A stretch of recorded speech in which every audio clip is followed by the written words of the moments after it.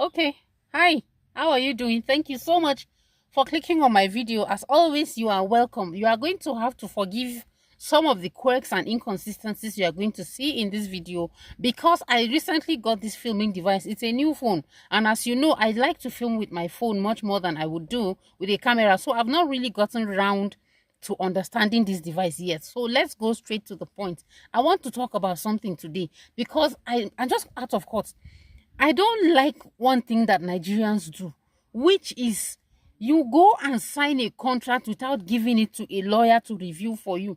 And by the time the trouble starts, you come and bring those processes, you bring those documents to lawyers for us to sign. And then some of the things that you see there that are putting you in trouble are issues that were actually very, very preventable. In 2024, nobody has any business signing a contract without giving it to a lawyer.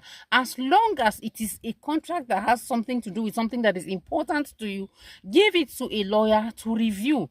In 2025, it is not allowed for anybody to sign a contract only with your name, Mr. Musa, Mr. Salisu, Mr. Adamu, Mr. whatever. No, you have to give your contract as much identifiers as possible. And one of the key identifiers is a name. But if you say, let me give you an example. I went to Federal Government Girls College, Bauchi, and the name Amina Mohammed was very common among a lot of girls. So we had to get an identifier to identify which of the Amina Mohammed. So they all had to insert middle names so that we will know who is who. Amina Mohammed, I remember we had Amina Mohammed Salisu, Amina Mohammed Inua, Amina Mohammed Buba, then Amina A.S. Mohammed. We had to find middle names to add so that we will be able to identify. So one of the first things you need to do if you are drawing up a contract is to make sure that the parties are properly identifiable. If you have a name, write the name. If you have a middle name, add it so that we will be able to identify Mr. Okafor and Mr. Okafor in Jos from the Mr. Okafor in, let's say, Lagos. We have to have these identifiers. Then the next thing that you need to do again is to have an address. Your address should be clearly stated out. So it is Mr. Okafor of number 5 Lagos Street, Obalende. Number 6, your address should be clearly identified. If you have an alias, then also let your alias be known.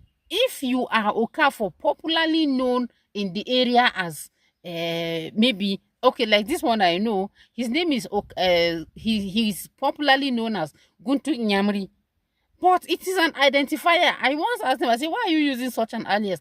And he said because it sets him out from other businesses. So when people go to the place where he sells his engine oil and co, they just say Guntung Inyamri and everybody knows who he is. So if you have an alias, try and include the alias in it. These are very, very important issues that they can make or mar the execution of a contract. So we cannot be coming to court all the time to come and you pay a lot of money to sort out basic issues that something like maybe you had just given that process to a lawyer to read for you. Anytime you are drawing up a contract, if you find yourself in a position where you don't really know where you stand on something, call a lawyer to review it for you. Or you can even ask a lawyer to draft it for you. And if you are here and you don't have anybody that can do that for you, send me an email. I will do these things for you.